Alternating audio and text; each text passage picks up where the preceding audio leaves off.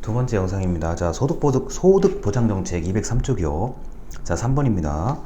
자, 소득보장정책은 사회보장정책의 하위 개념이다 라고 되어 있는데, 사회보장정책이 원체 커요. 원체 크고, 그 중에 하나가 소득보장정책인데, 사실 소득이라는 건 결국 돈이거든요. 그러다 보니까 사회보장정책에서 소득보장이 차지하는 비중이 제일 커요. 제가 볼 때는 중요도도 가장 높고, 그 돈의 액수도 이게 만만치가 않잖아요. 우리 그냥 단순하게 생각을 해도요. 자, 그래서 203쪽의 맨 위에 줄. 자, 소득보장정책은 사회보장정책의 하위 개념이다. 장애인의 소득을 일정 수준 이상으로 유지시켜주는 제도를 말한다. 자, 소득보장제도는 단기, 장기 실업과 같은 실업에 대한 위험을 좀 이게 줄여주고 사회 불안 요소를 예방할 수가 있고, 자, 소득 재분배로 공평한 사회를 만들 수도 있다라고 되어 있습니다. 자, 그래서 반괄호 1번 직접적 소득 보장이요. 자, 장애인에 대한 직접적인 소득 보장 정책은 연금, 그 다음에 기초생활보장제도, 장애수당제도 등이 있습니다. 그런데 이게 또 통계 자료가 이게 또 조금 옛날 거래 가지고 요건 또 한꺼번에 제가 몰아서 설명을 드릴게요. 근데 이제 직접적인 소득 보장이 당연히 있죠. 그 뭐 이거는 장애인뿐만 아니라 다른 우리 복지 정책의 영역에서도 이거는 있는 거고요. 자, 204쪽입니다. 자, 간접적인 소득 보장이 있죠. 자, 간접적인 소득 보장으로는 장애인의 경제적 부담을 줄여주기 위해서 뭐 이용료를 감면하거나 세금을 감면하거나 각종 수수료를 감면한다는 겁니다. 자, 그래서 뭐 자동차에 관련된 얘기, 연료에 관련된 얘기, 자, 소득 세금, 뭐 의료비 등등등의 각종 간접적 소득 보장이 있습니다.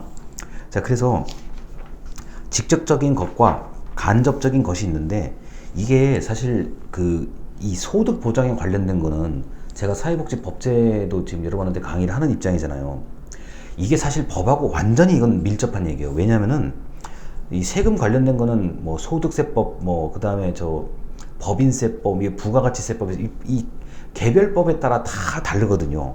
근데 이걸 연동을 시켜야 된다고요. 이걸 장애인이란 대상과 그 각종 세법에 있는 걸 다 연동을 시켜야 되기 때문에 이게 무조건 국회를 통과해야만 가능한 일이에요. 그래서 뭐 일시적인 뭐 인하, 가격을 떨어뜨리는 거 이런 걸 제외하고는 사실 법을 바꿔야만 가능한 일이 바로 간접적 소득보장 정책입니다. 자, 그리고 206쪽이요. 자, 의료보장 정책 말씀드리겠습니다. 자, 4번입니다. 4번. 자, 중간에 이제 시작하는 문단이요. 장애인은 일반 환자보다는 장기간의 치료와 재활을 필요로 하기 때문에 의료비의 부담이 크다라고 되어 있어요. 자, 맞습니다. 자, 그래서 이 장기간 치료와 재활을 하기 때문에 의료비의 부담을 줄여주는 입장에서 각종 보장구를 우리가 이제 제공하기도 하죠. 자, 206쪽의 맨 아래입니다. 맨 아래 문단. 자, 정부에서는 자, 이제 재활 의료를 이제 갖추기 위해서 재활 요양병원을 도입을 추진을 하고 있고, 자, 여기가 이제 요양병원에서 좀 더 재활에 초점을 두는 방식으로 이제 바꾸자는 취지가 담겨 있는데, 여러분이 이제 뭐 재활시설을 가보셨으면 조금 더 이해가 되시겠지만, 이게 재활시설이 훨씬 일반적인 뭐 병원이라든가 건물의 어떤 구조보다는 어려워요. 그 다음에 우리가 뭐 상식적으로 알다시피 이 인테리어라 그러죠. 내부에 설치해야 될 것도 많고, 그 다음에 그 노유자 시설과 같이 이 점검해야 될 그 세세한 부분들이 많아요. 그러다 보니까 이게 재활을 목적으로 하는 요양병원을 설립하고 운영하는 게 매우 어렵습니다, 사실은. 그래서 초반에 만약에 이걸 이제 좋은 뜻을 가지고 하시려는 분들이 이게 그 건축법 같은 걸 딱 보면은 벌써 이게 마음이 답답해져요. 건축법도요. 보면은 이거 과연 이게 이해가 될까 싶을 정도로 복잡한 건데, 역시나 지금 재활의료 서비스라는 거는 장애인 정책 중에 하나라고 볼 수가 있는데, 이거를 만들 수 있는 기반 시설은 건축법에 적용을 받는 경우가 많아요. 그래서 결국은 법제론하고 또 연결이 돼요. 이 부분은요. 참 정책을 하려고 그러면은 근거의 법이 있어야 되고, 근거의 법이 있어야 정책을 할 수 있는 거거든요. 이게 어쩔 수가 없어요. 그러다 보니까 이제 그 빠른 서비스를 원하는 사람들 입장에서는 왜 이렇게 늦을까 싶은 생각이 들 수밖에 없죠. 근데 그 이유는 법이 바뀌어야 되기 때문에 그런 겁니다. 만약에 법이 없거나 법이 개정돼야 된다면요. 자, 그리고 이제 207쪽의 고용정책입니다. 맨 아래 문단이요. 자, 장애인의 고용정책은 장애인에게 생계를 유지하기 위해 일자리를 제공하는 것 이외에 직업을 갖게 하는 것이다. 자, 그 다음에 비장애인과 동등하게 기회를 제공하는 역할을 한다 라고 되어 있습니다. 자, 그리고 근로 능력이 취약한 장애인에게는 직업 훈련을 하고 있다. 그래서 우리는 지금 장애인 고용공단이라는 곳이 엄연히 있죠. 거기에서 이런 문제를 담당하고 있습니다. 자, 208쪽의 맨 아래에서 두 번째 문단입니다. 자, 한편 장애인의 고용을 촉진하기 위해서 자, 장애인 근로시설과 보호 작업시설을 설치해서 자, 장애인에게 일정한 고용 유지를 할 수 있도록 하고 있다라고 되어 있습니다. 그래서 우리가 여러분 네이버에다가 워크 투게더라고 한글로 쳐보세요. 워크 투게더. 그러니까 투게더 다 같이. 그러니까 워크 투게더라고 검색을 하시면은 그 장애인에 관련된 고용 그 홈페이지가 따로 있어요. 근데 제가 그거를 이제 종종 사람들한테 소개를 해 드리는데 제가 봤을 때의 이제 느낌은 이거죠. 그 일자리 안에서도 사람들이 좋아하는 일자리가 있고 별로 좋아하지 않는 일자리가 있어요. 그래서 이게 이 장애인 일자리 중에서도 그러니까 사람들이 좀 가고 싶어 하는 데가 있고 그렇지 않은 곳이 있다는 거를 좀 조금만 자세히 보면 나와요, 그거는요. 그래서 이렇게도 될 수가 있구나라는 거를 제가 이제 많이 느끼고 있습니다.